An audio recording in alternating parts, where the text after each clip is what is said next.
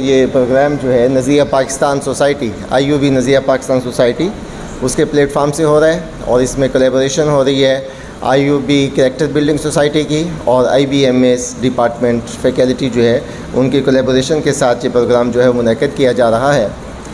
IUB نظریہ Pakistan society جو ہے یہ 1 سال سے اس کا انعقاد ہوا اور یہ وقوع پذیر میں آئی۔ اس کے ساتھ ہی بنیادی مقصد یہ ہے نظریہ پاکستان سوسائٹی کا کہ طلبہ و طالبات کے اندر پاکستانیت کے حوالے سے جذبہ حب الوطنی پیدا کرنا، اور جتنے بھی ہمارے نیشنل ڈیز ہیں یا قومی جو دن ہیں ان کو ایک اچھے انداز میں اس کو منانا، اور اس انداز میں بنانا کہ طلبہ و طالبات کے اندر پاکستان کے بارے میں ایک محبت اور وطن کے بارے میں یعنی جو جذبہ حب الوطنی ہے وہ پیدا کرنا، اور نظریہ پاکستان کے حوالے سے طالب علم جو ہیں ان کی ذہن سازی کرنا۔ تو اس دوران جتنے بھی ایونٹ ہوتے رہے ہیں اس میں یوم پاکستان ہو، یوم کشمیر ہو، یوم آزادی ہو، یا اس میں جو ہے یوم قائد ہو، وہ تمام کے تمام جو دن ہیں وہ بہت ہی بھرپور طریقے سے جو ہے وہ منائے جاتے ہیں۔ اس کے ساتھ ساتھ بہت ساری ایکٹیویٹیز ہیں جو کہ جذبہ حب الوطنی پیدا کرنے کے لیے کی جاتی ہیں۔ اس میں مختلف پروگرامز اور مختلف سیمینارز اور ویبینارز جو ہے ان کا انعقاد کیا جاتا ہے۔ آج کا سیمینار جو ہے وہ بھی اسی سلسلے کی کڑی ہے، اور اس کا جو ٹاپک ہے وہ آپ کے سامنے ہے کہ life changing seminar for youth. اس کے اوپر ہمارے جو گیسٹ سپیکرز ہیں وہ انشاءاللہ بات کریں گے۔ نظریہ پاکستان سوسائٹی جو ہے اس نے پورے 1 سال کے اندر کون کون سے ایونٹ کیے اور کیا کیا ان کی کارکردگی رہی، اس کے اوپر ایک چھوٹی سی ڈاکومنٹری ہم نے بنائی ہے چند منٹ کی، وہ آپ کے سامنے ہے۔ آپ ملاحظہ کیجئے اور آپ اسے دیکھیے اور انشاءاللہ آپ انجوائے کریں گے۔ جی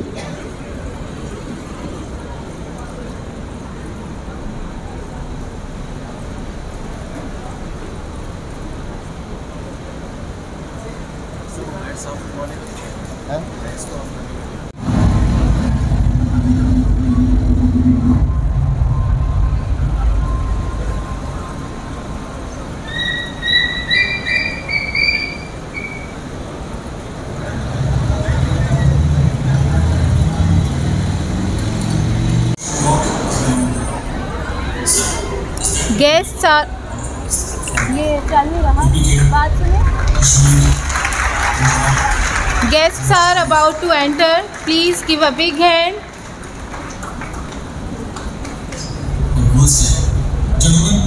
آپ کے سامنے مشن بریفز موجود ہیں۔ This is for your eyes only. ہمارا پرائمری آبجیکٹو اس قوم کے نوجوانوں کو جگانا ہے، ان کو ایک بہت خطرناک دلدل سے بچانا ہے۔ چیلنجز تو بہت ہیں، پرابلم is increasing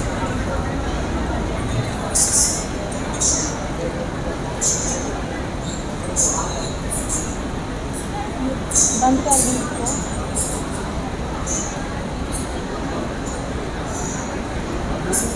اس کو بند کر دیں۔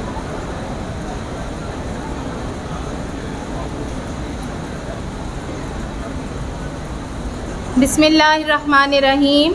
السلام علیکم and good evening ladies and gentleman, respected intellectuals, guests, deans, chairpersons, teachers and dear students. How different this day is. Indeed, very wonderful. The vibes around are telling a beautiful tale which are truly unforgettable.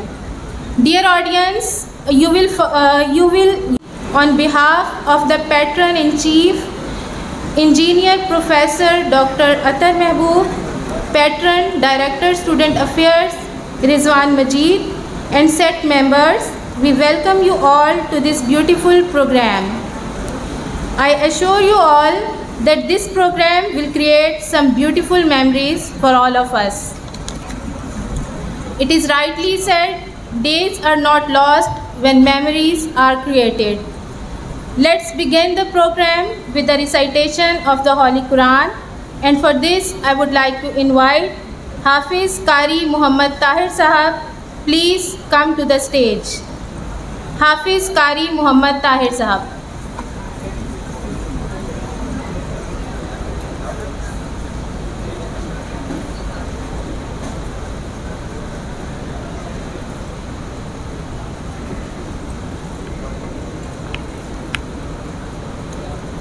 السلام علیکم ورحمۃ اللہ وبرکاتہ.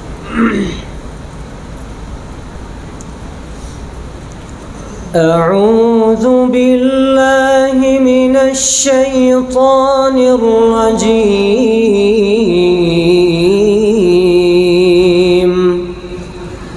بسم اللہ الرحمن الرحیم. وَيَوْمَ يُحْشَرُ أَعْدَاءُ اللَّهِ إِلَى النَّارِ فَهُمْ يُوزَعُونَ حَتَّى إِذَا مَا جَاءُوهَا شَهِدَ عَلَيْهِمْ سَمْعُهُمْ وَأَبْصَارُهُمْ وَجُلُودُهُمْ بِمَا كَانُوا يَعْمَلُونَ. وَقَالُوا لِجُلُودِهِمْ لِمَ شَهِدتُّمْ عَلَيْنَا قَالُوا أَنطَقَنَا اللَّهُ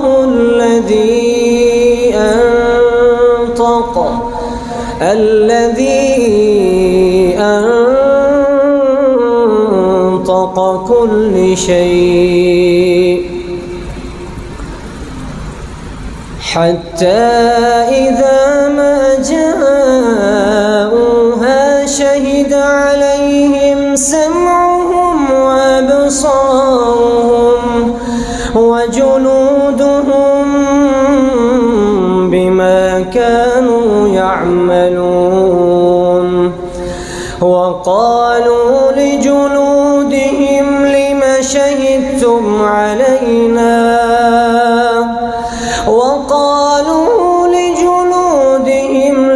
شهدتم علينا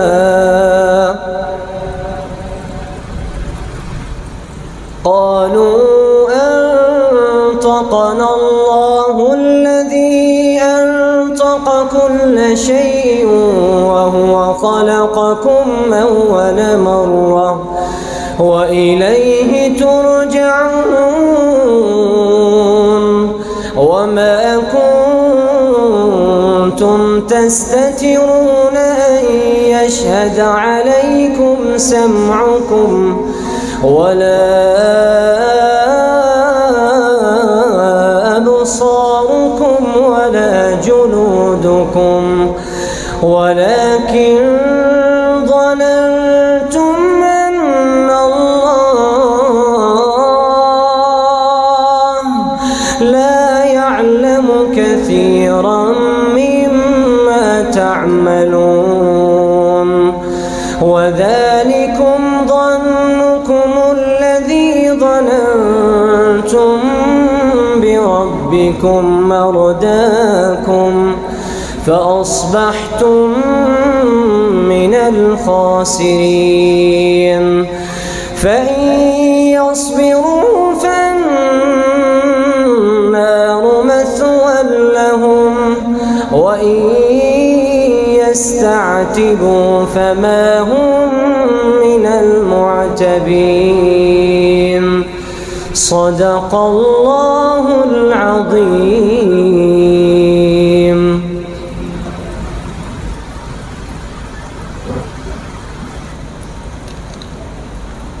جزاک اللہ. فرنگی شیشہ گر کے فن سے پتھر ہو گئے پانی. میری اکسیر نے شیشے کو بخشی سختی خارا. For Natia Kalam, I would request Ahmed Raza from Department of Quranic Studies, please come on the stage.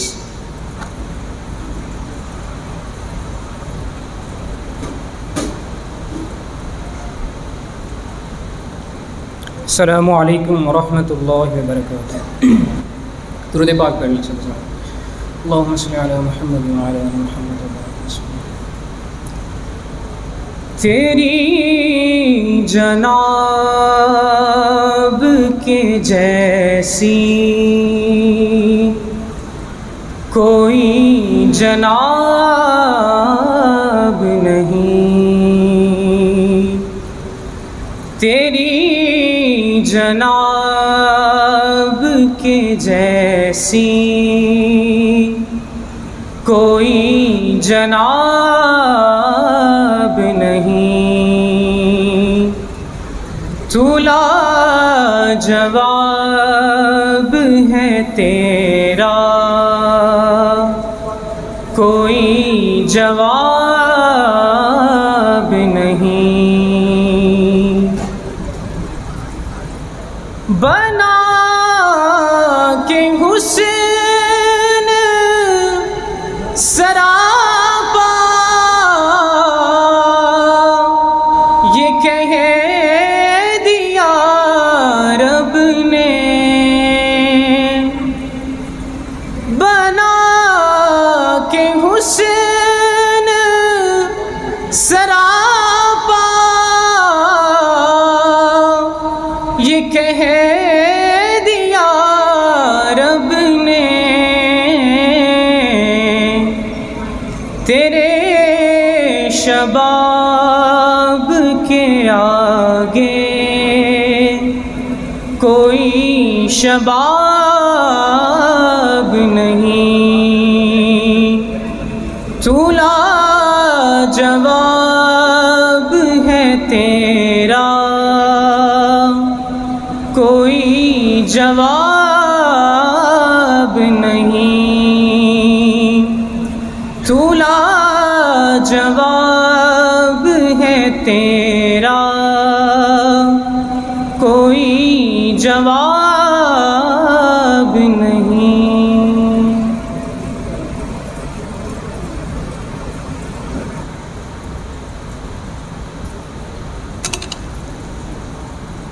Dear audience, I request you all series that was started by Nazariya-e-Pakistan Society under the umbrella of Directorate of Student Affairs, the Islamia University of Bahawalpur, in collaboration with Character Building Society and IBMAS, Islamia University of Bahawalpur, and Talimul Quran Institute.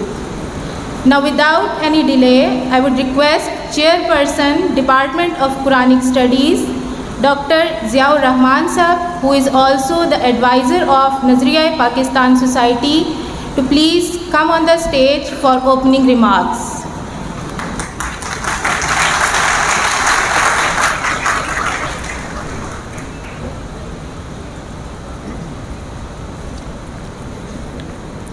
الحمدللہ رب العالمین والصلاة والسلام علی اشرف الانبیاء والمرسلین۔ Honourable guests, راجہ ضیاء الحق بھائی، محمد علی بھائی جو عنقریب ہمیں جوائن کرنے والے ہیں، وجیہ الدین بھائی اور محسن چیمہ بھائی، آج کی اس سیمینار کی صدر پروفیسر ڈاکٹر روبینہ بھٹی صاحبہ، dean faculty of social sciences, Islamia university Bahawalpur, guest of honours Syed Umar Farooq, C O Paigham Quran institute and Gulberg avenue, Masood Sabir, director Waseeb banquet hall, mister Hanif Ahmed, senior vice president Bahawalpur chamber of commerce, عزیز طلبہ و طالبات اور معززین شرکاء، السلام علیکم ورحمۃ اللہ۔ آج کا جو سیمینار ہے اس کے غرض و غائد وہ میڈم سدرا نے آپ کے سامنے رکھی ہیں، اور ہمارے مہمان وہ بھی تشریف لا چکے ہیں۔ میں تمام مہمانوں کا دل کی اتھاہ گہرائیوں سے شکریہ ادا کرتا ہوں اور ان کو خوش آمدید بھی کہتا ہوں۔ بہاولپور میں یوتھ کلب کے یہ مہمان 2 دن کے لیے بہاولپور میں ہمارے ساتھ ہوں گے، لیکن IUB کے ساتھ یہ ان کا ٹائم آپ کے سامنے انشاءاللہ۔ تو میں زیادہ وقت حائل نہیں ہونا چاہتا، کیونکہ ہم سب لوگ اور آپ سب لوگ ہم راجہ ضیاء بھائی کو سننے کے لیے یہاں پہ آئے ہیں، محمد علی بھائی کو سننے کے لیے آئے ہیں، اور وجیہ الدین بھائی کو سننے کے لیے آئے ہیں۔ پھر میں آخر میں تمام احباب کا، طلبہ و طالبات کا، معزز مہمانان گرامی کا اور بالخصوص ڈین صاحبہ کا میں شکریہ ادا کرتا ہوں کہ وہ آئے اور انہوں نے ہمارے اس سیمینار کو رونق بخشی. بہت شکریہ. والسلام.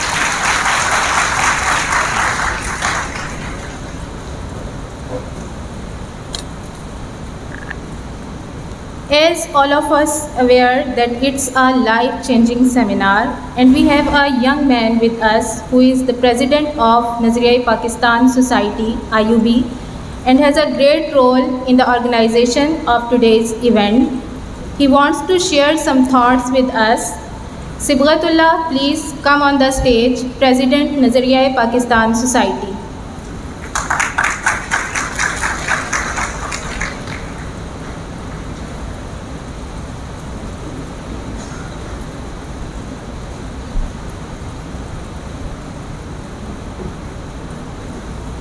السلام علیکم ورحمۃ اللہ وبرکاتہ. نحمدہ ونصلی علی رسول الکریم.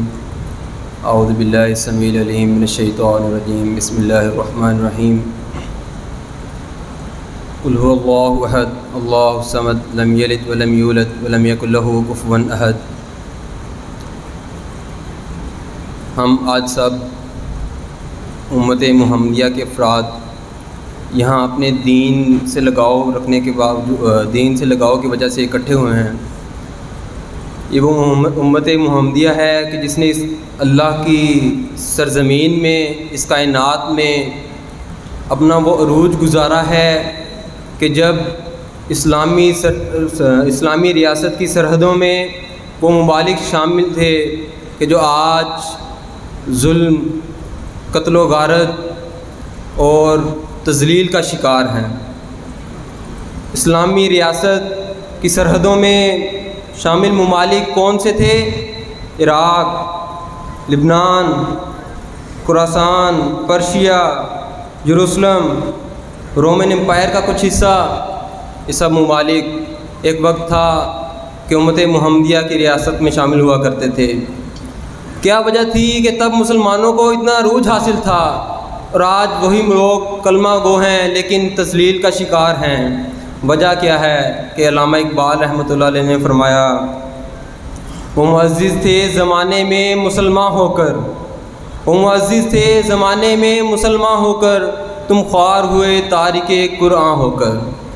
وجہ کیا تھی کہ ابو بکر رضی اللہ تعالیٰ عنہ جلیل القدر صحابی، اسلامی ریاست کے پہلے خلیفہ، اپنے خلافت قائم ہونے کے باوجود بھی اپنے علاقے، اپنی ریاست کی ایک بیوہ عورت کے گھر جایا کرتے تھے اور ان کے کام کاج کیا کرتے تھے کہ جب ابو بکر رضی اللہ تعالیٰ وفات پا گئے اور عمر رضی اللہ تعالیٰ کو پتہ لگا کہ کچھ ماہ گزرنے کے بعد کہ ابو بکر رضی اللہ عنہ یہ بھی عمل کیا کرتے تھے، روتے ہیں اور کہتے ہیں کہ ابو بکر میں تمہارے برابر نہیں پہنچ سکتا. یہ چھوٹے چھوٹے عمل ان صحابہ کے، ان کے کردار میں یہ چیزیں شامل ہونا، اور ہم آج کیا کر رہے ہیں؟ وجہ کیا تھی کہ عمر رضی اللہ تعالیٰ عنہ کہتے ہیں کہ اگر دریا فرات کے کنارے بھی ایک پیاسا کتا مر جاتا ہے تو میں اس کا جواب دوں گا. ایک طرف اتنی نرم دلی ہے اور دوسری طرف اسلام کا ایک بہترین چہرہ. خالد بن ولید رضی اللہ تعالیٰ عنہ سیف اللہ کا لقب پانے والے روم فتح کرنے گئے ہیں. رومی کہتے ہیں چرواہو تمہارا یہاں پہ کیا کام ہے، تم یہاں کیا کرنے آئے ہو؟ اللہ کا شیر کیا زبردست جواب دیتا ہے کہ ہم نے سنا ہے رومیوں کا خون بہت میٹھا ہے، ہم نے سنا ہے رومیوں کا خون بہت میٹھا ہے، ہمیں خون پینے کی عادت ہے. ایک طرف اپنے لوگوں سے حسن خلق اس قدر کہ خلیفہ ہونے کے باوجود صحابی اپنی ریاست کی ایک بیوہ کے گھر کی صفائی کرتے ہیں، اور ایک طرف دشمنوں کے لیے کیا خار الفاظ. وجہ کیا تھی؟ وہ مسلمان، ان کے بارے میں اقبال نے ایک اور بات کہی، ہر مسلمان رگ باطل کے لیے نشتر تھا، ہر مسلمان رگے باطل کے لیے نشتر تھا، اس کی آئینہ ہستی میں عملے جوہر تھا۔ کیا وجہ ہے کہ آج ہم سب تعداد میں ان سے کئی گنا زیادہ ہیں، لیکن پھر بھی ان کے اس کردار کو، ان کے اس اپروچ کو ہم ٹچ نہیں کر پا رہے۔ آج لوگ تو ہیں مگر لوگ نہیں ہیں، لوگ تو ہیں مگر وہ ایمان باقی نہیں ہے، لوگ ہیں مگر وہ یقین نہیں ہے، وہ ایمان، وہ صداقت، وہ شوق عبادت، وہ شوق شہادت نہیں ہے۔ یقین تو ہے مگر وہ قیادت اور وہ امامت نہیں ہے۔ اس سب مسئلے کی روٹ کاز کیا ہے؟ آج بہت سے والدین یہاں موجود ہیں۔ ہم سبھی کے لیے رسول اللہ صلی اللہ علیہ وسلم نے وہ حدیث سنائی تھی کہ کچھ لوگ شادی کرتے وقت مال پیسہ دیکھتے ہیں، کچھ لوگ حسب و نسب اور خوبصورتی دیکھتے ہیں، لیکن تم میں سے بہترین وہ رہے گا جو دین کو دیکھے گا۔ آج ہمارا مسئلہ یہ ہے جو میں آپ کے سامنے بیان کرتا جا رہا ہوں کہ خدا را اپنی اصل کو پہچانیے اور اس حدیث پر کاربند رہیے۔ آج یونیورسٹی میں جب ہم دیکھتے ہیں کہ ہر نوجوان پیسے کی لالچ میں، فیم کی لالچ میں پڑا ہوا ہے، ہر دوسرا میل فیمیل اسٹوڈنٹ اس کی خواہش یہی ہے کسی طریقے میں کوئی ایسا کام کر دوں یونیورسٹی کا ہر بچہ مجھے جانے، اور یہ شاید ان فیصلوں کا نتیجہ ہے جو آج سے 20-50 سال پہلے ہمارے بڑوں نے کیے ہیں۔ ضرورت ہے کہ دین کی طرف لوٹیے، یہی دین ہماری سربلندی کا ذمہ ہے۔ آئیے وعدہ کریے، یہاں سے وعدہ کر کے جائیے کہ ہم اپنی زندگی کا باقی جو حصہ رہ چکا ہے وہ حق کے ساتھ، سچ کے ساتھ گزاریں گے۔ السلام علیکم۔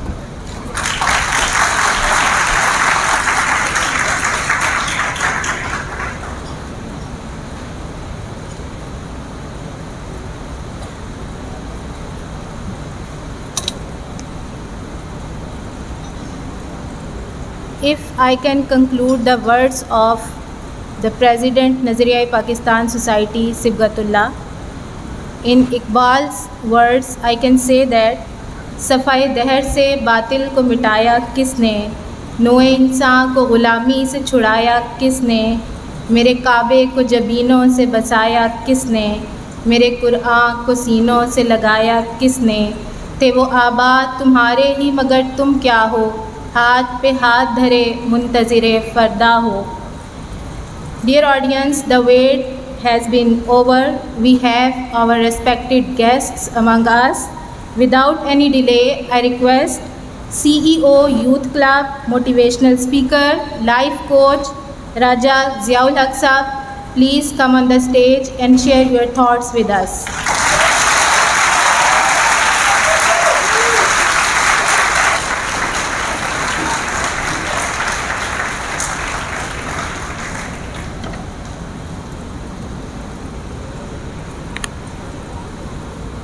بسم اللہ، الحمدللہ والصلاۃ والسلام علی رسول اللہ وعلی آلہ وصحبہ اجمعین، اما بعد فاعوذ باللہ من الشیطان الرجیم، بسم اللہ الرحمن الرحیم، رب اشرح لی صدری ویسر لی امری واحلل عقدۃ من لسانی یفقہوا قولی۔ السلام علیکم ورحمۃ اللہ وبرکاتہ۔ امید ہے کہ آپ سب خیریت سے ہیں۔ آج الحمدللہ میرے لیے بڑے آنر کی بات ہے کہ آج آپ لوگوں سے یہاں پہ بات کرنے کا موقع مل رہا ہے۔ اللہ تعالیٰ آپ لوگوں کو بہت جزائے خیر دے، اللہ تعالیٰ ہم سب کا یہاں پہ آنا قبول فرمائے، اور جو بھی ٹائم ہم یہاں پہ سپینڈ کرتے ہیں اللہ تعالیٰ اس کو ہمارے حسنات کا حصہ بنائے یوم القیامہ پہ۔ اور میں دعا کرتا ہوں کہ اللہ تعالیٰ انشاءاللہ مجھے یہاں پہ ایک دفعہ نہیں بلکہ بار بار آنے کی توفیق عطا فرمائے۔ میں آج جس موضوع پر آپ سے بات کروں گا اس موضوع کا میری اپنی زندگی سے بھی کچھ گہرا تعلق ہے، اور وہ یہ ہے کہ ہم باتیں کرتے ہیں کہ ہم اپنی امت کو، اپنی قوم کو، اپنے نوجوانوں کو کس طرح ایک پازیٹیو چینج کی طرف لے کے آ سکتے ہیں۔ تو پہلے اس چینج کا طریقہ میں آپ کو بتاتا ہوں، پھر میں اس کو ایکسپلین کرتا ہوں کہ وہ کیسے ہوگا۔ اللہ سبحانہ و تعالیٰ قرآن مجید میں ارشاد فرماتے ہیں کہ ان اللہ لا یغیر ما بقوم حتی یغیروا ما بانفسہم، کہ یقیناً اللہ تعالیٰ اس قوم کی حالت اس وقت تک نہیں بدلتا جب تک کہ وہ اپنی حالت کو خود نہیں بدلتے۔ تو یعنی کہنے کا مقصد یہ ہے کہ آپ کی حالت اللہ ہی بدلے گا، لیکن اللہ تعالیٰ فرما رہے ہیں اللہ اس وقت تک نہیں بدلے گا جب تک آپ اپنی حالت خود نہیں بدلتے۔ تو میں اب اپنی حالت کیسے بدلوں، میں کیا کروں اپنی زندگی میں کہ میں بدل جاؤں. بدلنے کو تو بہت ساری چیزیں ہو سکتی ہیں. میں اگر ابھی یہاں پہ نکر پہن کے آ جاؤں تو آپ کہیں گے ہاں ضیاء بھائی آپ بدل گئے. میں اگر داڑھی منڈوا کے آ جاؤں آپ کہیں ہاں بھائی آپ بڑے بدل گئے. لیکن کیا یہی تبدیلی ہے جو اللہ تعالیٰ مانگ رہے ہیں؟ وہ کیا ہے؟ وہ کیا تبدیلی اللہ تعالیٰ چاہتے ہیں؟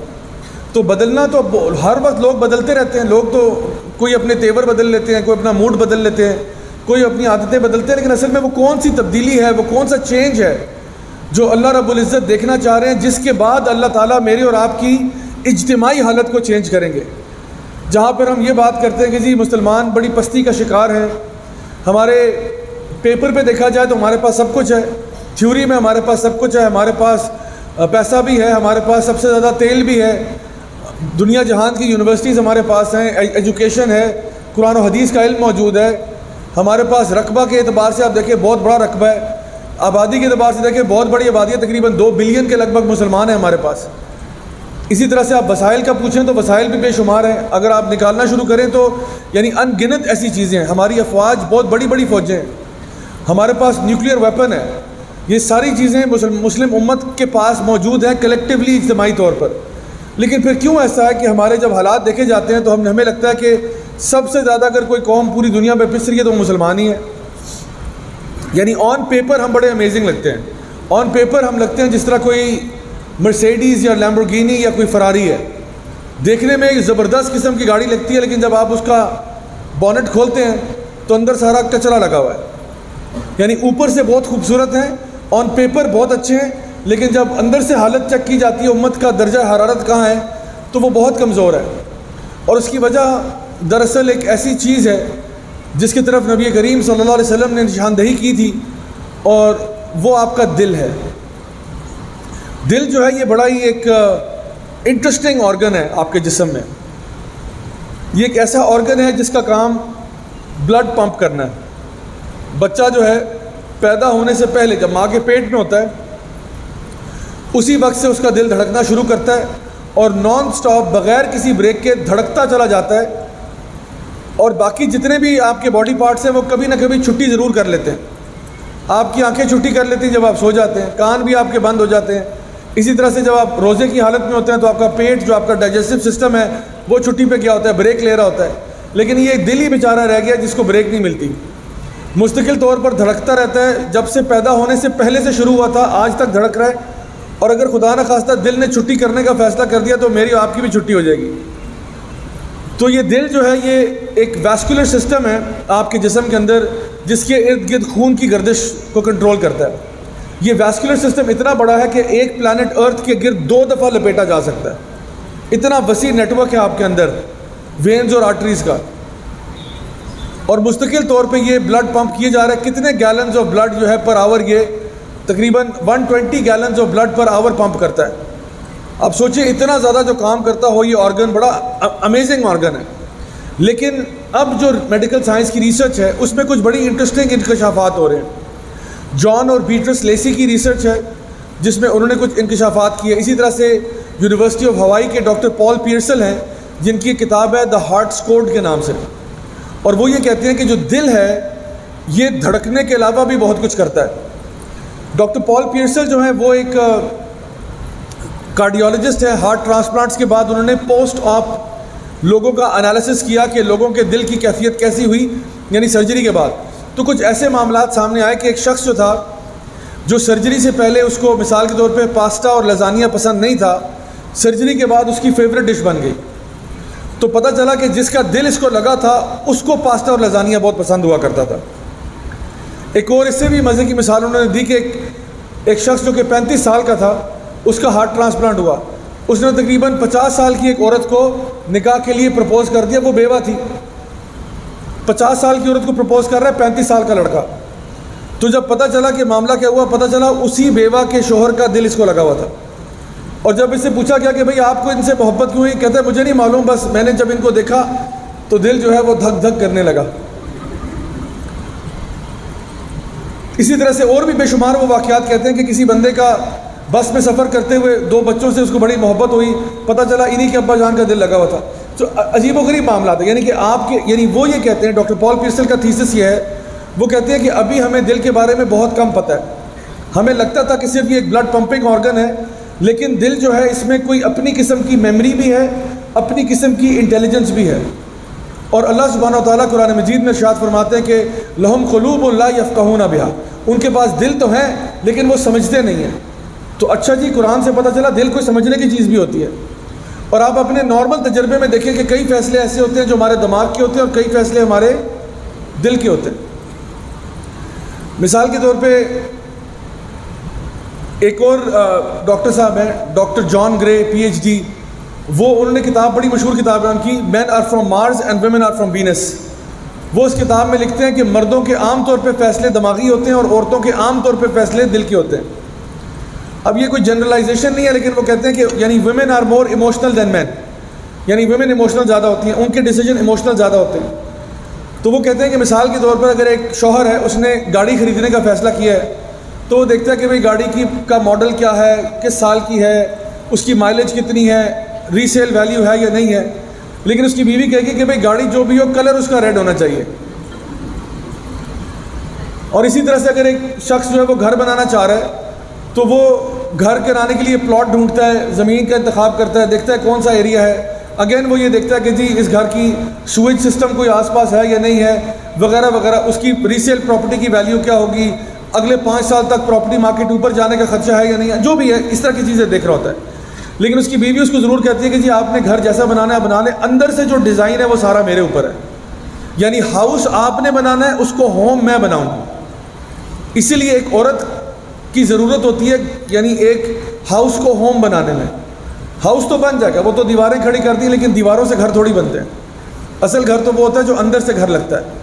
تو اسی لیے عورتیں جو ہیں وہ اس گھر کو جب مزین کرتی ہیں تو پتہ چلتا ہے کہ وہ ایک بڑی کمفرٹیبل جگہ ہو جاتی ہے. اور ایک شخص جب گھر آتا ہے تو جیسے اللہ تعالیٰ فرماتے ہیں کہ لِتَسْكُنُوا إِلَيْهَا، وہ اپنے گھر میں سکون حاصل کرتا ہے، اپنی بیوی میں سکون حاصل کرتا ہے. تو یہ فیصلے جو ہیں یہ عورتیں ہم سے بہتر جانتی ہیں، ہم مردوں کو یہ بات مان لینی چاہیے. اسی طرح سے آپ کو پتہ ہے کہ یہ جو دل کے فیصلے ہیں، کبھی کبھار ہم لوگ بازار جاتے ہیں نا تو وہ آپ کو پتہ ہے مارکیٹنگ والے جو ہیں نا ان کو بھی پتہ ہے کہ دل کے فیصلے ہوتے ہیں.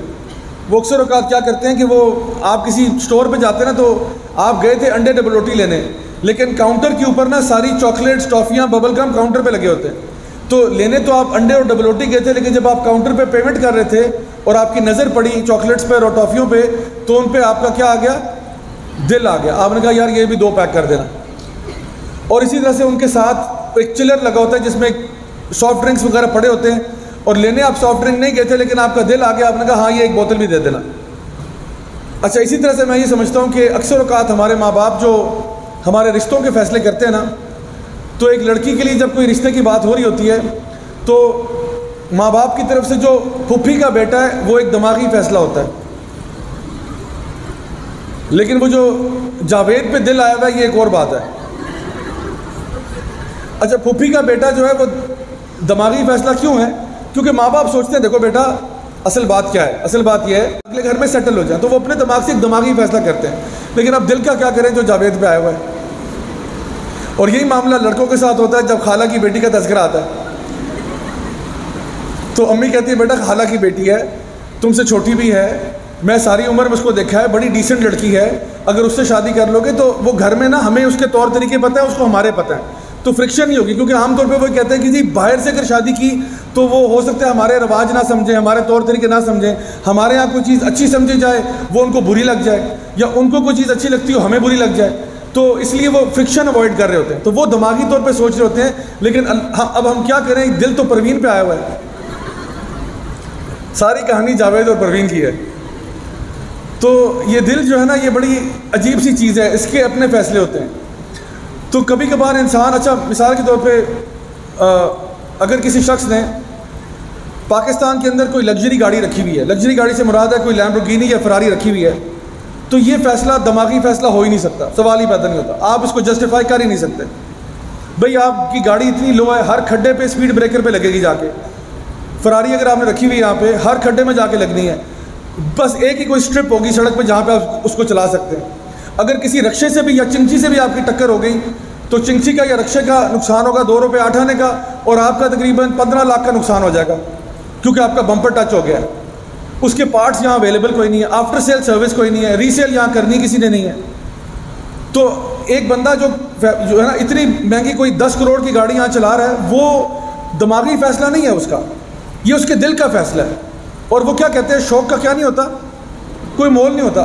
وہ ریشنل ڈیسیجن ہی نہیں، اسی لیے وہ کہہ رہا ہے شوق کا کوئی مول نہیں ہوتا، کیونکہ یہ دماغی فیصلہ نہیں ہے، یہ اس نے دل سے فیصلہ کیا ہے. تو اسی طرح سے ہمیں پتہ ہے کہ کئی فیصلے ہمارے دماغ سے ہوتے ہیں اور کئی فیصلے ہمارے دل سے ہوتے ہیں. اچھا، اب یہ جو دل ہے، اگر آپ ہسٹری میں دیکھیں تو شروع سے دل کے بارے میں کچھ باتیں مشہور ہیں کہ دل مثال کے طور پہ ٹوٹ جاتے ہیں، دل ٹوٹ جاتے ہیں کہ جی اس نے میرا دل توڑ دیا ہے. اب کیا واقعی میں دل ٹوٹ گیا اندر سے؟ اگر میں اس کی سرجری کروں گا تو دل ٹوٹا ہوا پڑا ہوگا؟ ٹوٹا ہوا تو نہیں ہوگا، دل تو بالکل ثابت سالم ہے. لیکن وہ کہہ رہا ہے خدا کی قسم اس نے میرا دل توڑ دیا.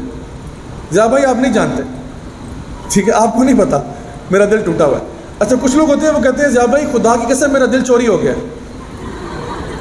بھیا وہ جھوٹ بول رہا ہے، وہ کہہ رہا ہے خدا کی قسم دل چوری ہو گیا. میں کہتا ہوں آؤ میں تمہاری سرجری کرتا ہوں. سرجری کروں، کھولوں، اندر سے دل غائب ہوگا؟ کیا خیال ہے؟ وہ تو قسم کھا رہا ہے میرا دل وہ چرا کے لے گئی ہے. اب میں کیا کروں اس بندے کا؟ تو بات یہ کبھی کبھار دل چوری بھی ہو جاتے ہیں. اچھا، کبھی کبھار دل جو ہیں وہ بڑے پتھر دل بھی ہو جاتے ہیں. کہتے ہیں یہ انسان بڑا سنگ دل ہے، تو کیا اس کے دل کی جگہ پتھر پڑا ہوا ہے؟ پتھر تو نہیں پڑا ہوا، لیکن لوگ تو کہہ رہے ہیں نہیں بڑا سنگ دل آدمی ہے. کچھ لوگ بڑے نرم دل والے ہوتے ہیں، تو کیوں اس نے وہاں پہ روئیاں ٹھوسی نہیں ہیں پیچھے؟ ایسا بھی نہیں ہے، بہت نرم دل ہے جی، بہت نرم دل ہے. کیا اس کا دل واقعی میں اگر کھولا جائے تو نرم ہوا ہوگا؟ ایسا تو نہیں ہے. تو پھر یہ کیا وجہ ہے کہ لوگ یہ ساری باتیں کرتے ہیں؟ اور آپ کو پتہ ہے کہ کچھ ایسے میڈیکل پرابلمز بھی ہیں جہاں پہ لوگ کسی غم کی وجہ سے دل کا سائز بھی چینج ہو جاتا ہے، جس کو وہ بروکن ہارٹ سنڈروم کہتے ہیں یا وڈوز ہارٹ سنڈروم کہتے ہیں. کہ عام طور پہ جو خواتین بیوہ ہو جاتی ہیں یا جن کا کوئی ایسا معاملہ ہوتا ہے تو کہتے ہیں ان کے دل کی ایکچولی شیپ چینج ہو جاتی ہے، یعنی کہ آپ کی فیلنگز کی وجہ سے باقاعدہ طور پہ دل کی شیپ بدلتی ہے. پلیز گھر جا کے اس کو گوگل کیجئے گا، ابھی نہ کریں، فون نکال کے شروع ہو جائیں.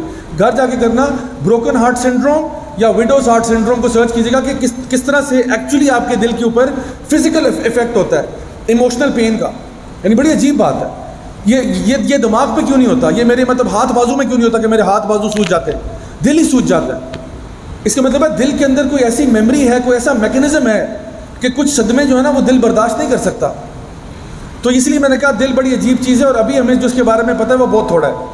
اسی طرح انگلش لینگویج میں جو ورڈ کریج ہے، کریج کا ورڈ لیٹن ورڈ کور سے آئے. کور کا مطلب ہے سینٹر، یعنی کریج جو ہے وہ بہادری آپ کے دل میں ہوتی ہے، دماغ میں نہیں ہوتی. اب ایک سولجر ہے نا، سپاہی ہے، وہ میدان جنگ میں اپنے سے 10 گنا بڑی فوج کے سامنے کھڑا ہو جاتا ہے. تو یہ کوئی دماغی فیصلہ تو نہیں ہے، یہ تو کوئی کہے گا یہ تو سوسائڈ مشن ہے، آپ تو جاؤ گے، مرو گے یار، اپنے آپ کو بچاؤ. وہ کہتا ہے نہیں، میں جاؤں گا. اور یہ بہادری کا تعلق دل سے ہے، دماغ سے نہیں. اگر دماغی طور پہ وہ سوچتا وہ میدان جنگ میں کبھی نہ کودتا. یہ بھی ایک ایموشنل ڈیسیجن اس کو لینا پڑتا ہے کہ میں اپنے ملک اور قوم کے لیے، اپنے دین کی خاطر میری جان بھی حاضر ہے. یہ ایک جذباتی فیصلہ ہے، لیکن الحمدللہ ایک اچھا فیصلہ ہے. تو اسی طرح سے ہم دیکھتے ہیں کہ بہت ساری چیزیں ہیں جو دل کے ساتھ منسلک کی جاتی ہیں. اللہ سبحانہ و تعالیٰ قرآن مجید میں ارشاد فرماتے ہیں کہ یوم لا ینفع مال ولا بنون الا من اتی اللہ بقلب سلیم، کہ اس دن یعنی قیامت والے دن کوئی چیز تمہارے کام نہیں آئے گی سوائے قلب سلیم، یعنی کہ تمہارا دل. اللہ تعالیٰ تمہارے چہروں کو نہیں دیکھے گا. حدیث میں آتا ہے اللہ تعالیٰ تمہارے لباس کو نہیں دیکھے گا. صرف اگر کوئی چیز دیکھی جائے گی اس دن تو تمہارا دل ہے. تو اب مجھے بتائیں دل کوئی عام چیز ہے یا خاص چیز ہے؟ بہت خاص چیز ہے. بلکہ فیصلہ یہ ہو رہا ہے، نبی فرما رہے ہیں کہ تمہارے جسم میں ایک گوشت کا لوتھڑا ہے، اگر وہ ٹھیک ہے تو پورا جسم ٹھیک ہے، اور اگر وہ خراب ہے تو پورا جسم خراب ہے. وہ کیا ہے؟ وہ قلب، وہ تمہارا دل ہے. تو تمہارے جسم کے اندر ایک ہی چیز ہے، اگر تم اس کو ٹھیک طریقے سے ڈیل کرو الحمدللہ تمہارا پورا سسٹم ٹھیک رہے گا. اور اگر اس کو صحیح طریقے سے ڈیل نہیں کرو گے تو تمہارے لیے اپنے لیے نقصان ہے اور دنیا اور آخرت دونوں میں نقصان ہے. سو ہمارے لیے یہ جو دل کی اصلاح ہے یہ ایک بہت بڑا موضوع بن جاتا ہے کہ ہم اپنے دل کی اصلاح کریں. اچھا، یہاں پر میں آپ کے سامنے قرآن مجید میں سے 3 قسم کے افراد کا تذکرہ کرتا ہوں. اللہ سبحانہ و تعالیٰ نے قرآن مجید میں 3 قسم کے لوگوں کا ذکر کیا سورۃ البقرہ کے بالکل شروع میں، یعنی پہلی جو 5 آیات ہے سورۃ البقرہ کی. اللہ تعالیٰ فرماتے ہیں الف لام میم ذالک الکتاب لا ریب فیہ ھدی للمتقین، کہ یقیناً یہ جو کتاب ہے یہ ہدایت ہے ان کے لیے جو تقوی والے ہیں. اس کے بعد اللہ تعالیٰ نے 5 آیات میں مومنین کا ذکر کیا، یعنی متقین کون ہیں؟ الذین یؤمنون بالغیب ویقیمون الصلاۃ ومما رزقناہم ینفقون. اور آخر میں جو 5ویں آیت ہے اس میں بیان کیا کہ اولئک علی ھدی من ربہم واولئک ھم المفلحون. یہ وہی لوگ ہیں جو اللہ کی طرف سے ہدایت پر ہوتے ہیں اور یہ وہی لوگ ہیں جو کامیاب ہوتے ہیں. تو یہ اللہ تعالیٰ نے بتا دیا کہ یہ 5 آیتوں میں ایمان والے لوگ ہوتے ہیں. اگلی 2 آیات میں ذکر ہوا کفار کا کہ وہ لوگ جو کافر ہیں. اچھا اسی کے ساتھ ساتھ نبی کریم صلی اللہ علیہ وسلم کی ایک حدیث کو اٹیچ کر دیں. آپ نے فرمایا کہ جو دل اللہ کو یاد کرتے ہیں وہ زندہ ہیں اور جو اللہ کو یاد نہیں کرتے وہ مرے ہوئے ہیں. تو یعنی جو ایمان والا ہے اس کا دل زندہ ہے اور جو ایمان نہیں لاتا جو کافر ہے اس کا دل مرا ہوا ہے. یعنی فزیکلی اس کا دل زندہ ہے, فزیکلی زندہ ہے. یہ میٹافورک ہارٹ کی بات ہو رہی ہے, یہ ایک روحانیت کی بات ہو رہی ہے. جو روحانی دل ہے وہ مر چکا ہے تمہارا. تو اللہ تعالیٰ نے سورۃ البقرہ کی پہلی 5 آیات میں اس دل کا ذکر کیا جو زندہ ہے, اگلی 2 میں ذکر کیا اس دل کا جو مر چکا ہے, اور اگلی 13 آیات میں ایک تیسرے قسم کے دل کا ذکر کیا. اور یہ کون سا دل ہے؟ اللہ تعالیٰ فرماتے ہیں فی قلوبہم مرض فزادہم اللہ مرضا. ان کے دلوں میں ایک بیماری لگی ہوئی ہے. یعنی پہلی 5 میں مومنین ہیں, دوسری میں کفار ہیں, اگلی 13 میں ایک ایسا دل ہے جو بیمار ہے. اور علماء بیان کرتے ہیں کہ اگر اللہ نہ کرے ہمارے گھر میں سے کسی کو دل کی کوئی بیماری لگ جائے تو انہوں نے کہا کہ جو فزیکل بیماری ہے, خدا نہ خواستہ کسی کو دل کا دورہ پڑ گیا, یہ بیماری میکسیمم کیا ہوگا, زیادہ سے زیادہ انسان مر جائے گا. لیکن ہو سکتا ہے اگر نیک شخص تھا تو جنت میں چلا جائے, وہ اس کے لیے بہت اچھی جگہ ہے. لیکن اگر کسی کا دل اسپرچولی مر چکا ہے, روحانی طور پہ مردہ ہو چکا ہے یا بیمار ہو گیا ہے, اور وہ جب مرے گا ہو سکتا ہے دنیا میں اس نے بہت عیاشی کی ہو لیکن آخرت میں اس کا کوئی ٹھکانہ نہیں ہے. اسی لیے اللہ تعالیٰ فرما رہے ہیں کہ یوم لا ینفع مال ولا بنون الا من اتى اللہ بقلب سلیم. اس دن نہ تمہارا مال تمہارے کام آئے گا, نہ تمہاری اولاد تمہارے کام آئے گی, صرف اللہ تعالیٰ تمہارے دل کی حالت چیک کرے گا کہ وہ دل کیسا تھا, وہ قلب سلیم تھا یا نہیں تھا, بس یہ چیک ہوگا. تو ہم نے اپنے دل کی اصلاح کرنی ہے, ہم نے دل کی اصلاح کرنی ہے. اللہ سبحانہ تعالیٰ نے قرآن مجید میں کئی جگہ پہ قسم کھائی ہے. مثال کے طور پہ اللہ تعالیٰ فرماتے ہیں والعصر ان الانسان لفی خسر الا الذین آمنوا وعملوا الصالحات وتواصوا بالحق وتواصوا بالصبر. تو ایک ہوتا ہے قسم اور ایک ہوتا ہے جواب القسم. اب کسی بات سے پہلے قسم کھائی جائے تو کیا بات کی اہمیت بڑھ جاتی ہے کم ہو جاتی ہے؟ بڑھ جاتی ہے. مثال کے طور پہ اگر میں کہتا ہوں جی میں نے یہاں پہ باہر ببر شیر دیکھا ہے تو آپ کہتے ہو نہیں ضیاء بھائی کیسی باتیں کر رہے ہیں. اگر میں کہتا ہوں خدا کی قسم میں نے اپنی آنکھوں سے دیکھا ہے, ایک دم سے میری بات میں یقین بڑھ جائے گا. اچھا اب دیکھیں تو قسم کھائی جاتی ہے شاید اپنی طرف یقین دلانے کے لیے, اپنی بات کے اندر تائید پیدا کرنے کے لیے. تو جب سورۃ العصر نازل ہوئی تو صحابہ ایک دوسرے سے کہتے تھے کہ اے ایمان والو تمہارے ساتھ کیا ہو گیا کہ اللہ تعالیٰ کو اپنی بات کرنے سے پہلے قسم کھانی پڑ رہی ہے؟ کیا تم اللہ کی بات مانتے نہیں ہو کہ اللہ تعالیٰ اپنی بات کرنے سے پہلے قسم کھا رہے ہیں؟ اور سوچیں کہ اگر اللہ تعالیٰ ایک کے بعد دوسری قسم کھائیں تو وہ کتنی بڑی بات ہے.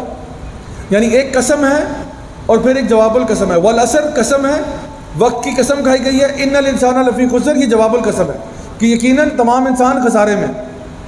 میں اگر یہاں ہال میں آتا ہوں اور میں کہتا ہوں آپ سے خدا کی قسم,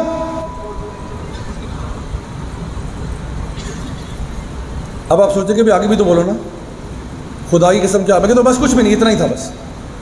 تو آپ کہیں گے شاید میرا دماغی توازن ٹھیک نہیں ہے. بھائی آپ نے ایسی قسم کیوں کھائی ہے؟ تو آپ ایکسپیکٹ کر رہے ہیں قسم کے بعد جواب القسم آتا ہے.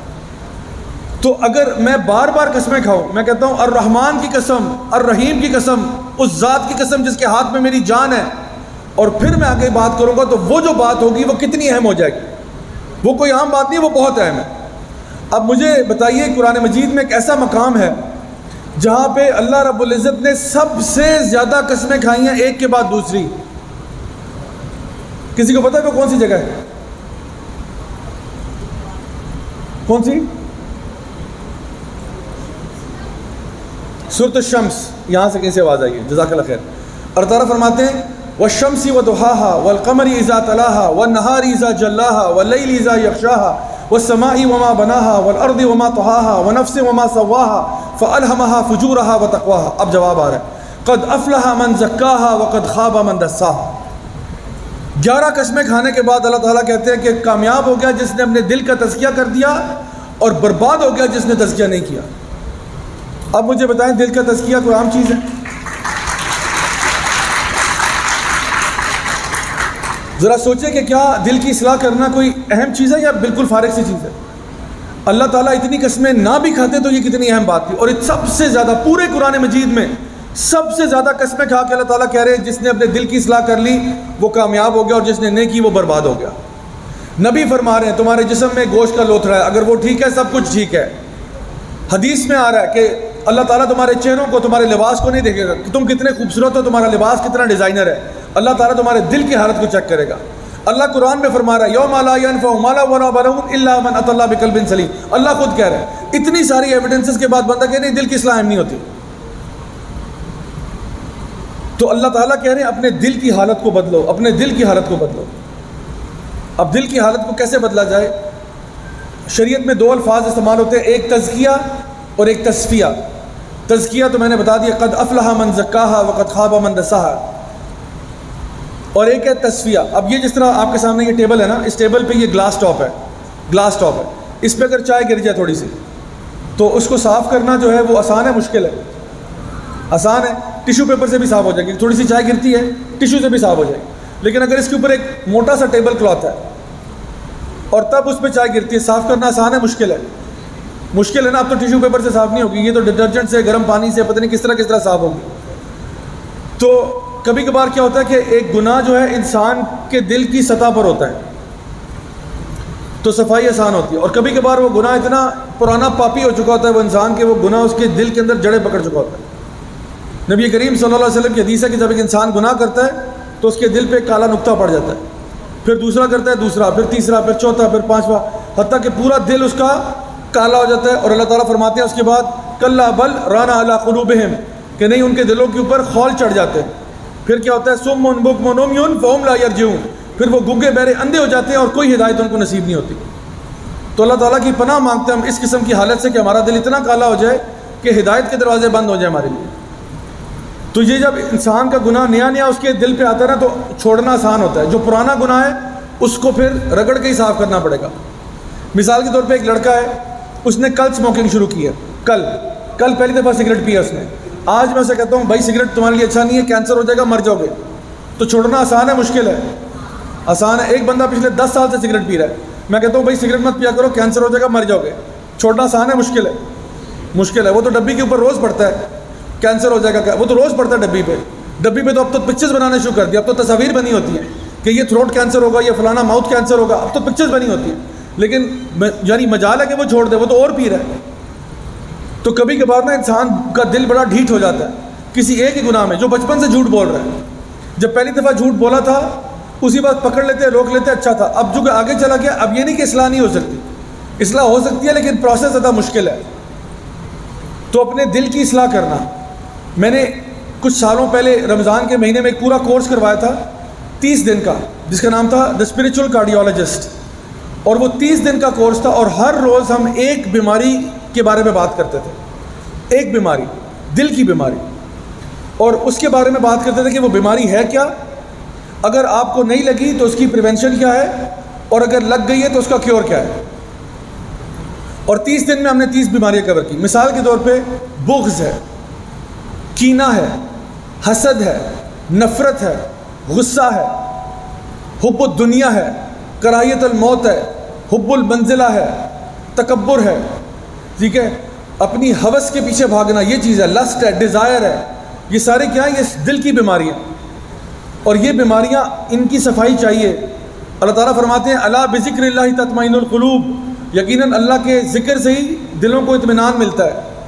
اور یہ اطمینان ہم نے حاصل کرنا ہے. شکوک و شبہات ہوتے ہیں، دل کے مسائل ہیں. شبہات، شہوات، یہ دل کے امراض ہیں.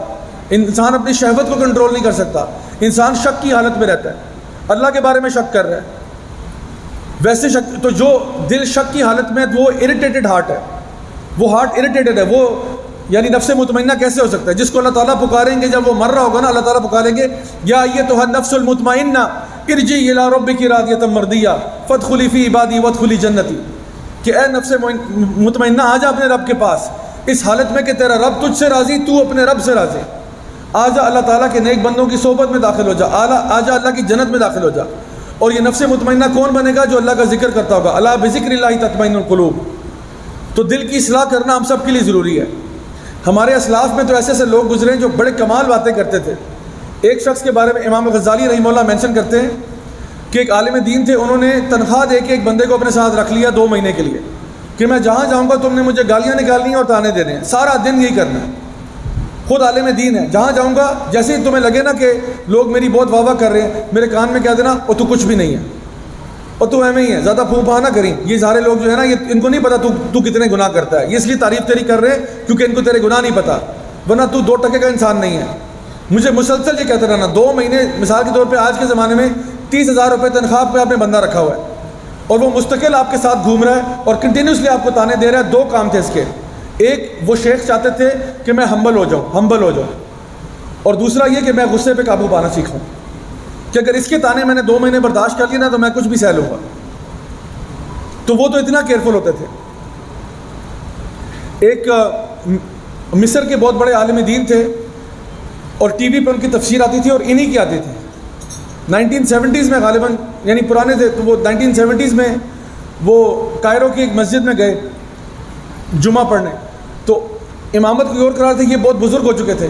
تو جیسے یہ مسجد میں داخل ہوئے تو ان کو ایسا لگا کہ لوگ ان کو دیکھ رہے ہیں, لوگ ان کی تعریفیں کر رہے ہیں, لوگ واہ واہ کر رہے ہیں کہ او شیخ صاحب آ گئے, او شیخ صاحب, یعنی وہ تو ٹی وی پہ آتے ہیں, یعنی ہر بندے کو نا ایک دم سے ہو گیا. تو شیخ صاحب کو لگا کہ پتہ نہیں یہ لوگ میری تعریفیں کر رہے ہیں. تو جو ان کے ساتھ ساتھی تھے وہ تو نماز پڑھنے کے لیے بیٹھے ہوئے تھے, ابھی خطبہ سن رہے تھے, شیخ صاحب غائب ہو گئے.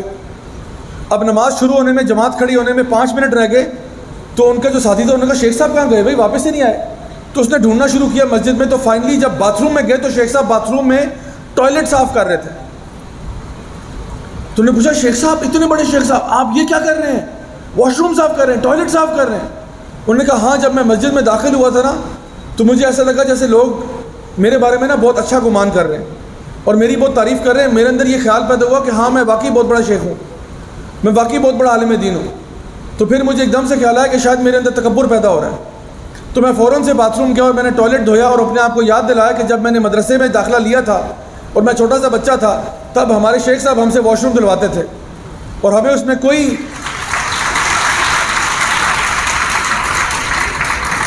وہ کہتے ہیں ہمیں اس میں کوئی شرم نہیں آتی تھی. اور کہتے ہیں کہ میں آج بھی اصل میں تو میں وہی ہوں, میں مسجد کے واش روم دھو رہا ہوں نا, تو یہ کام ثواب کا یا گناہ کا ہے؟ ثواب کا. تو کہتے ہیں اگر تو نے اللہ کے لیے ثواب ہی کمانا نا, جا کے باتھ روم دھو.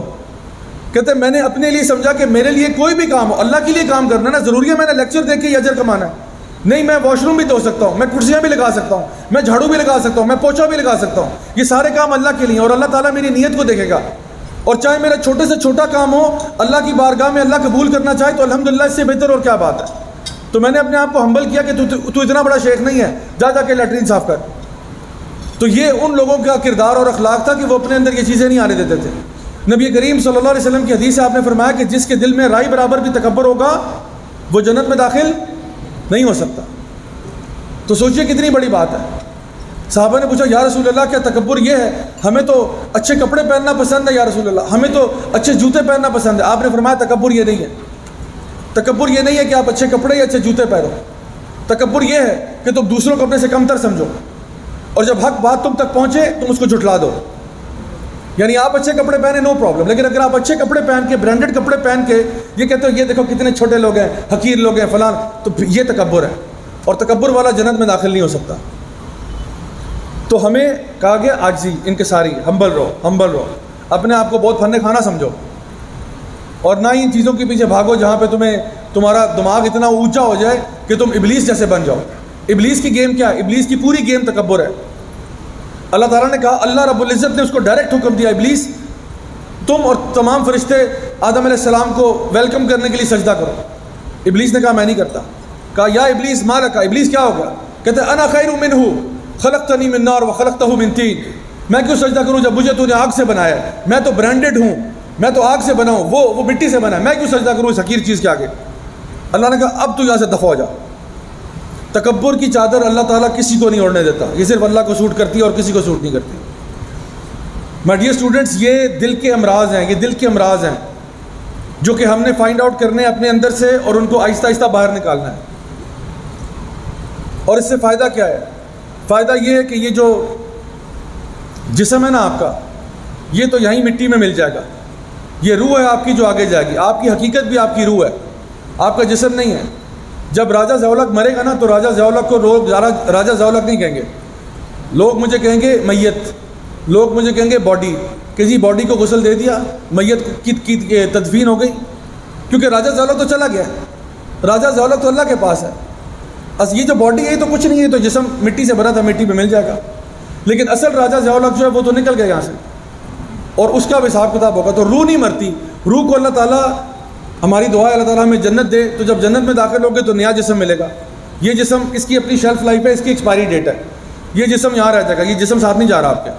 وہاں پہ آپ کو نیا جسم ملے گا, بہت اونچا لمبا ہوگا, بڑا حسین و جمیل ہوگا.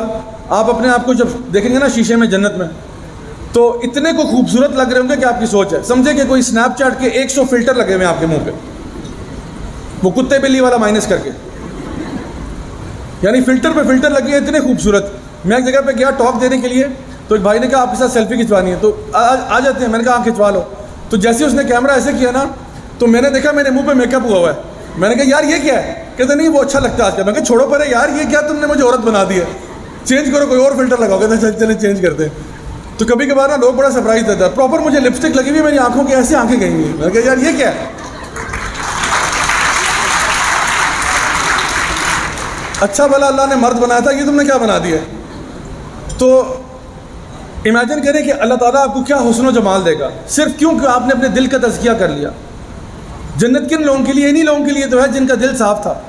تو آپ کی روح وہاں جاتی ہے, آپ کو نیا جسم ملتا ہے. اب یہ جسم اتنا زبردست ہے, پتہ نہیں یہ ہواؤں میں پرواز کرے گا, سمندر کے اندر غوطہ زن ہو جائے گا, اور بریدنگ اپریٹس کے بغیر, اور پتہ نہیں کیا کچھ ہوگا. اس کا جو پورا, یعنی یہاں دنیا میں تو ہم کھانا کھا کے واش روم جاتے ہیں نا, اس جسم کو واش روم جانے کی ضرورت نہیں ہے.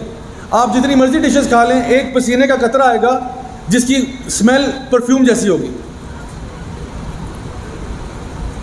اور شیخ السعدی رحمہ اللہ فرماتے ہیں کہ جو لوگ جنت میں ہوں گے نا, ان کو اللہ تعالیٰ نے بڑے ہی مضبوط دل دینے ہیں, بڑے مضبوط دل دینے ہیں. کیوں مضبوط دل دینے ہیں؟ کیونکہ وہ کہتے ہیں کہ اگر وہ مضبوط دل نہ ہوتے, لوگ دل کے دورے سے مر جاتے ہیں. جنت میں جاتے جب اتنی چیزیں دیکھتے, وہ دل کے دورے سے مر جاتے ہیں. آپ سوچ سکتے ہو, یعنی انسان کو جب اللہ تعالیٰ نعمتیں دے گا, اتنی نعمتیں, تو وہ اس کے برداشت سے باہر ہو جائیں گے, وہ صدمہ نہیں سہ پائے گا. میرے شیخ صاحب نے ایک مجھے سٹوری سنائی تھی, ایک لطیفہ تھا کہ گاؤں تھا کوئی, اس میں نا لوگ بڑے سمپل سادے سے لوگ رہتے تھے, اور ان کی سادگی کا عالم یہ تھا کہ وہاں پہ نا یہ بارٹر سسٹم چلتا تھا. ہوتا ہے نا کہ آپ نے کسی کو انڈے دیے, اس نے ڈبل روٹی دے دی, کسی کو آپ نے لکڑی دی, اس نے آپ کو آٹا دے دیا, آپ نے آٹا دیا, اس نے چاول دے دیے. تو وہ ٹریڈنگ کرتے تھے, اور پیسے شیسے ان کے پاس ہوتے نہیں تھے. اور اگر کسی کے پاس 1000 روپیہ بھی آ جائے تو وہ بندہ کوئی بہت ہی امیر سمجھا جاتا تھا, کہ بڑا کوئی لکھ پتی ہے جی, 1000 روپے جی اس بات, کتنے ہیں جی 1000 روپے, 1000 روپے, اوہ بڑے پیسے تھے. جو تو 10,000 والا تھا وہ تو کوئی ارب پتی مانا جاتا تھا. 10,000, اس کے پاس 10,000 روپے ہیں, اوہ ہوئے پیسے ہی پیسے. تو کیا ہوا کہ وہاں پہ ایک بابا جی رہتے تھے اس گاؤں میں. ان بابا جی نے کہیں لاٹری کا ٹکٹ لیا, تو ان کی لاٹری نکل آئی 10 لاکھ روپے کی. 10 لاکھ کی, اس جگہ پر جہاں 1000 روپے والا بھی امیر سمجھا جاتا ہے, 10,000 والا کھرب پتی ارب پتی ہوتا ہے. تو ان کے 10 لاکھ روپے نکل آئے. اب گھر والے پریشان, انہوں نے کہا جی بابا جی کو کیسے بتائیں کہ ان کی لاٹری نکلی ہے, یہ تو بیچارے صدمہ نہیں برداشت کر پائیں گے. تو وہ چلے گئے جی گاؤں کے حکیم کے پاس. حکیم صاحب سے پوچھا, حکیم صاحب مسئلہ پڑ گیا جی, کیا ہوا جی؟ وہ جی بابا جی کی لاٹری نکل آئی ہے, بابا جی بزرگی کے عالم میں, اب ہم ان کو کیسے بتائیں کہ 10 لاکھ روپے جیت گیا, پتہ نہیں سہ پائیں یا نہ سہ پائیں. تو حکیم صاحب نے کہا آپ چھوڑو پرے, میں ڈیل کرتا ہوں, میری فیلڈ کی بات ہے, میں ڈیل کرتا ہوں, ان کو آرام سے بتائیں گے, انشاءاللہ کوئی مسئلہ نہیں ہوگا. تو جی حکیم صاحب چلے گئے بابا جی کے پاس.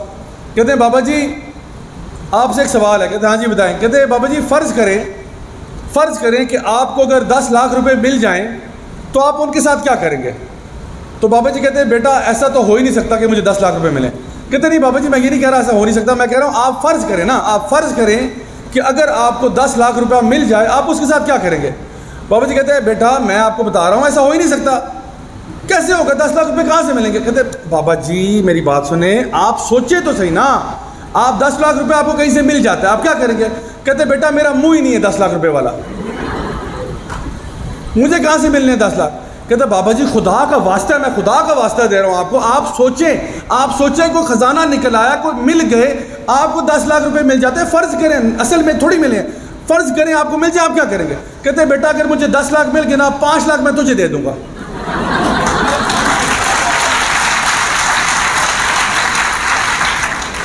حکیم صاحب ہارٹ اٹیک سے مر جاتے ہیں. تو بات یہ کہ بھئی ہمارے دل بڑے نازک ہیں، نہ چھیڑ ملنگا نو، ہم لوگ نہیں سہ سکتے یہ چیزیں. تو ہمارے دل تو بڑے نازک ہیں، 10 لاکھ روپے ہم سہ نہیں سکتے، تو جنت کو کیسے سہیں گے آپ؟ جنت پتہ کیا چیز ہے؟ جنت وہ ہے جو نہ آنکھ نے کبھی دیکھی، نہ کان نے کبھی سنا، نہ دل نے کبھی تصور بھی کیا اس کا. آپ اس کا تصور بھی نہیں کر سکتے کہ کتنی خوبصورت ہے. آپ تصور بھی نہیں کر سکتے جو وہاں کی انجوائمنٹس ہیں. اور وہ کس کو ملیں گے؟ جس کا دل کا تزکیہ ہوا ہوگا. اور اللہ معاف کرے جو جہنم میں جا رہا ہے نا، اس کو بھی ایک اور جسم مل رہا ہے، روح اس کی بھی وہی ہے، یہی روح ہے، لیکن جسم اس کو بھی نیا مل رہا ہے. وہ جسم مل رہا ہے جس کے بارے میں اللہ تعالیٰ فرماتے ہیں ثم لا يموت فيها ولا يحيا، نہ وہ زندہ ہے اور نہ مرا ہوا ہے. ایسا جسم ہے کہ جو جلنے کے بعد دوبارہ جنریٹ ہو جاتا ہے. اور اللہ رب العزت اپنی نشانیاں ہمیں دکھاتے ہیں دنیا میں بھی. آپ دیکھیں کبھی کسی چھپکلی کی دم آپ نے توڑ دی ہو تو دوبارہ نکل آتی ہے نا. اللہ تعالیٰ آپ کو دکھاتا ہے کہ میں سکن اور ٹشو دوبارہ کریٹ کر سکتا ہوں وہاں سے جہاں پہ نہیں تھا، اللہ نے آپ کو دکھا دیا. تو جہنم میں جو لوگ جائیں گے نا، ان کی کچھ ایسی کھال ہوگی کہ جل بھی جائے گی دوبارہ آ جائے گی، جل جائے گی دوبارہ آ جائے گی. اور آپ یہی کنفیوژن میں ہوں گے کہ بھئی یہ زندہ شخص ہے یا مردہ شخص ہے. اس کا علاج کیا ہے؟ اس کا سلوشن یہ ہے کہ دنیا میں آج ہم نے اپنے دل کا تزکیہ کرنا ہے. My dear brothers and sisters, میں آپ کو ایک ہوم ورک دے رہا ہوں، ٹھیک ہے؟ یہ ہوم ورک آپ نے کرنا ہے. تیار ہیں؟ کریں گے؟ میرے ساتھ مذاق نہ کرنا، یہ نہ کہنا وہ دیکھیں کیمرہ لگا ہاتھ ہلا دیں. تو یہ ہوم ورک ہے، یہ کرنا ہے، ٹھیک ہے؟ ہوم ورک یہ ہے آپ کا کہ آپ نے گھر جانے سے پہلے یا گھر جا کر، دونوں چیزیں، آپ نے اپنے پاس ایک پیپر پر یا پھر اپنے موبائل فون پر خاموشی کے ساتھ اپنی 3 دل کے امراض لکھنے ہیں اور کسی کے ساتھ شیئر نہیں کرنا. یہ نہ فیس بک پہ ڈال دیں اور مجھے ٹیگ کر دیں کہ جی یہ ہم نے کیا ہے. تو جو اپنے گناہوں پہ پردے ڈالتا ہے نا، اسی کے گناہوں پہ اللہ بھی پردے ڈالتا ہے. تو یہ فیس بک پہ ڈالنے کی ضرورت نہیں ہے، نہ انسٹاگرام پہ ڈالنے کی ضرورت ہے کہ oh my God OMG I attended a talk today اور وہاں پہ میرے یہ پرابلمز ہیں. تو پلیز ایسا نہیں کرنا، ٹھیک ہے؟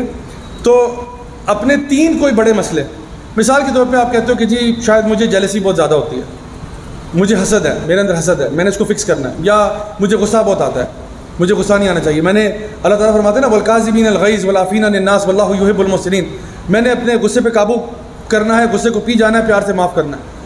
یا پھر آپ کہتے ہو کہ مجھے شکوک و شبہات میں ملوث ہوں، یا مثال کے طور پہ میری شہوت کے مسائل ہیں، شہوت کنٹرول نہیں ہوتی. تو جو بھی اپنے 3 سب سے بڑے دل کے مسئلے ہیں نا، ان کو پیپر پہ لکھ لیں. تو جب آپ ڈائگنوسس کریں گے تو کیور ہوگا نا. جب ڈائگنوسس ہی نہیں ہے تو کیور کیا ہے؟ جب آپ کو پتہ ہی نہیں ہے کہ مسئلہ کیا ہے تو پھر علاج کیسے ہوگا؟ تو اگر تزکیۃ النفس کا پروسیس سٹارٹ کرنا ہے، سب سے پہلے یہ تو لکھو تو مسئلہ کیا ہے، اور کسی سے کرواؤ نہیں، خود ڈائگنوسس کرو اپنا کہ یار یہ میرا مسئلہ ہے، یہ میرا مسئلہ ہے، یہ مجھے پرابلم ہے، یہ میرے دل کا ایشو ہے، یہ مجھے پرابلم ہے، میں نے ٹھیک کرنا ہے. میں نے دنیا سے جانا نہیں ہے جب تک یہ مسئلہ حل نہ ہو جائے.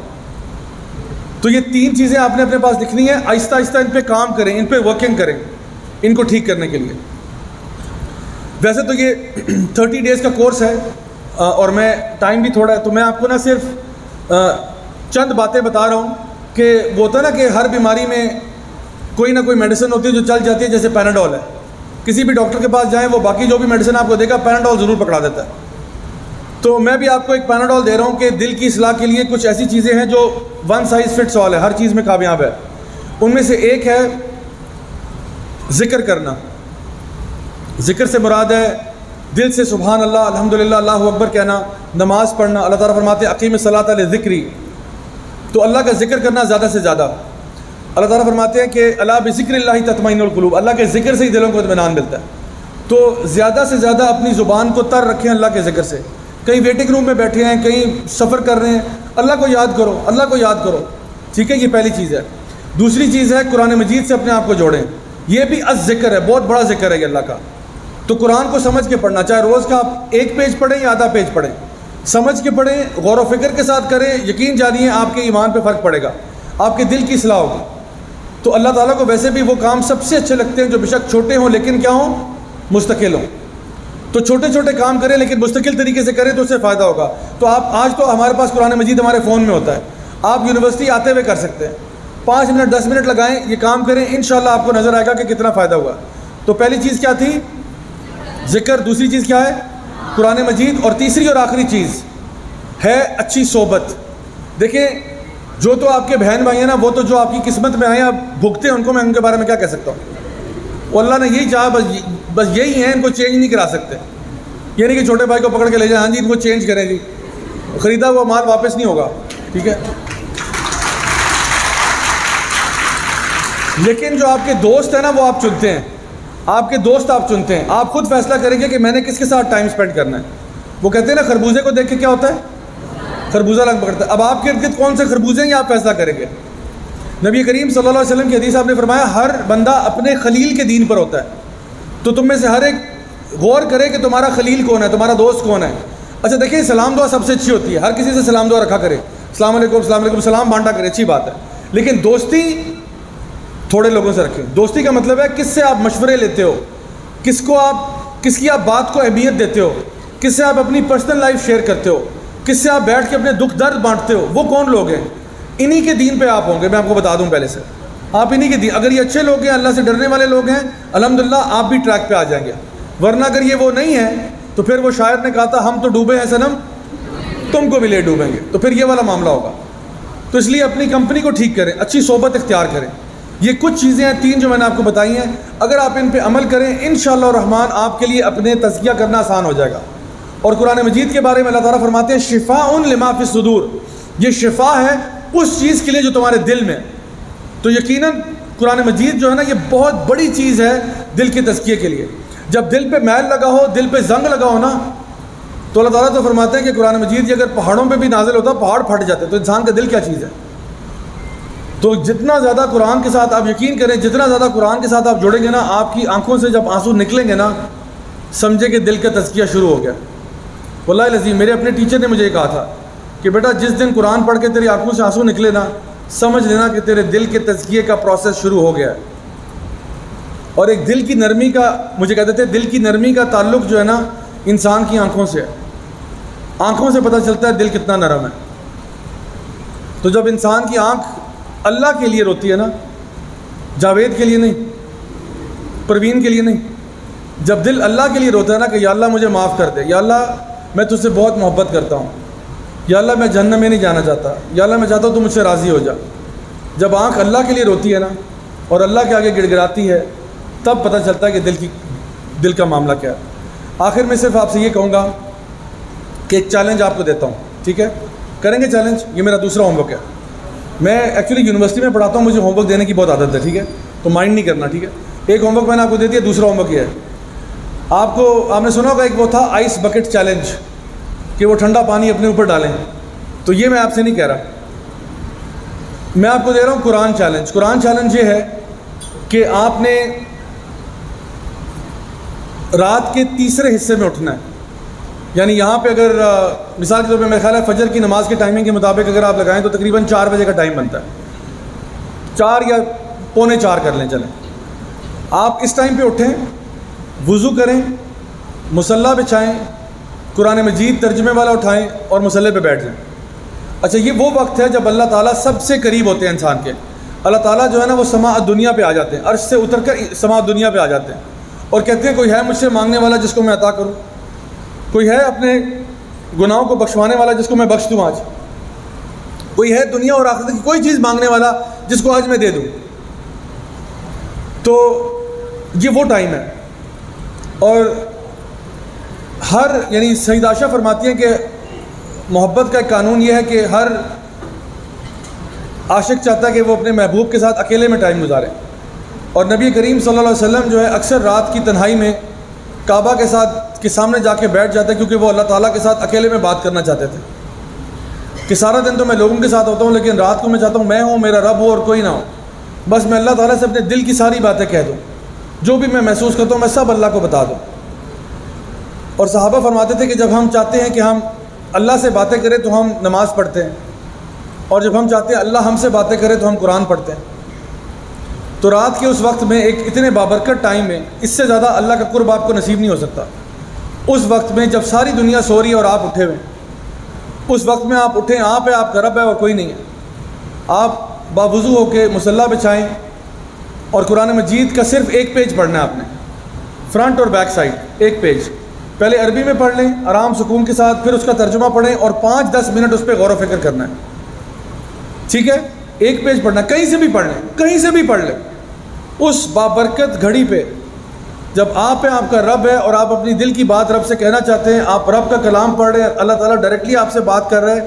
ایک صفحہ آپ نے پڑھنا ہے عربی زبان میں، اور پھر اس کا ترجمے پہ غور و فکر کرنا ہے. اور یہ کرتے ہوئے اس مومنٹ میں، اس لمحے میں چیلنج یہ ہے کہ آپ نے رونا نہیں ہے. یہ چیلنج ہے، کریں گے انشاءاللہ. اور جو بھی چیز آپ اس ٹائم پہ محسوس کریں گے نا،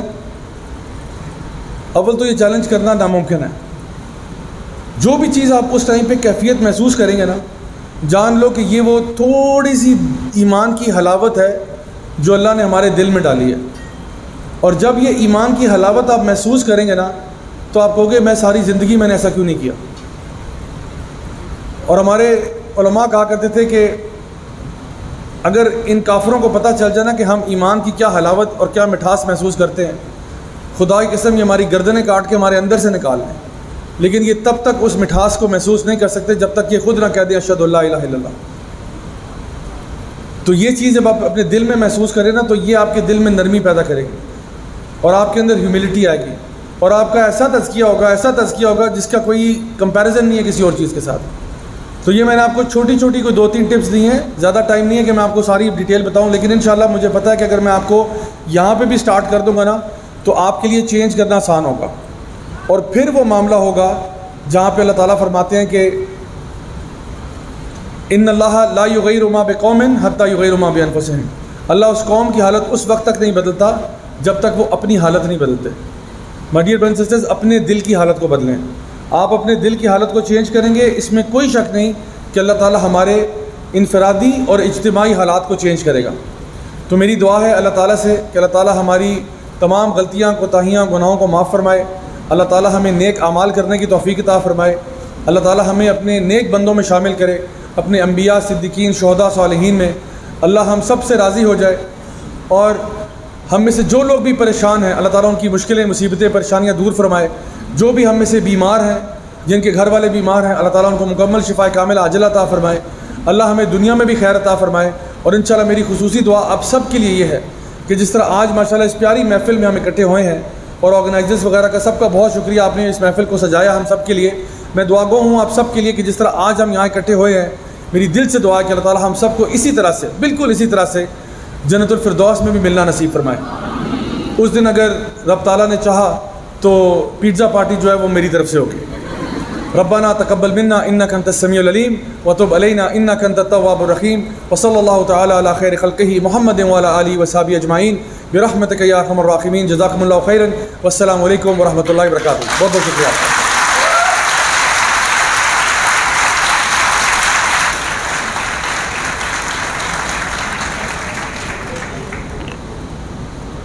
Very thoughtful words about heart by Raja Ziaul Haq Sahab. Here I want to say, چاہتے سب ہیں کہ ہو پیدا تو کرے قلب سلیم. Here is an announcement for you. The arrangement for Maghrib prayers is upstairs. If anyone wants to go, he can go on upstairs and say prayers. Now we have another valuable personality with us whom all of us wanted to listen. He is also an educator, an instructor, motivational speaker and life coach. Right now he is serving as a regional director Sindh Youth Club. Respected Sir Wajihuddin Sahab, I request you to please come on the stage and share your thoughts.